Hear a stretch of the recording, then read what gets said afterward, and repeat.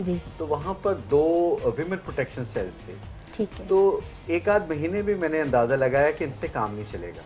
मैंने ओके। फिर अपने तमाम 8 अजला में विमेन प्रोटेक्शन सेल बनाए और ठीक फिर है। मैंने देखा कि वहाँ पे बच्चों के खिलाफ भी बड़ा क्राइम है, चाइल्ड अब्यूज़ है।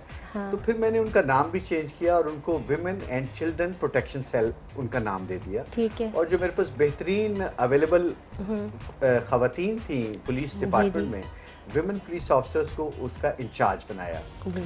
और उसको मैंने मॉडर्नाइज़ किया। हैदराबाद में एक एनजीओ है, उनकी हेड है मारवी एवान। जी। उनको मैंने इनवाइट किया हैदराबाद से सखर, और जो सॉफ्टवेयर अपना अपडेट किया, उसके सारे सिस्टम को फॉर्मल बनाया, हाँ। डेटाबेस बनानी शुरू की। और उधर इतना क्राइम अगेंस्ट विमेन है, ऑनर किलिंग या कारोकारी आपने सुना बहुत होगा, बहुत ज़्यादा है। हर रोज 2-3 जी। वाकयात वहाँ पे होते थे। फिर संग चट्टी है कि कोई 2 फैमिलीज में डिस्प्यूट है पुराना, जी, जी। उसको हल करने के लिए एक फैमिली की बच्चियां बगैर उनकी मर्जी पूछे कम उम्र जी। दूसरी फैमिली को दे दी जाती हैं। हाँ। वो उनके पास रहेंगी, वो बड़ी होंगी, उनकी जैसे मर्जी शादी हो जाए। उन्हें बड़ी अजीबोगरीब वो एक तरह नौकर बना दिया ना ये उनको, बात बिल्कुल। लगती है। हाँ। फिर कम उम्र की शादी का वहाँ बड़ा रवाज था। जी।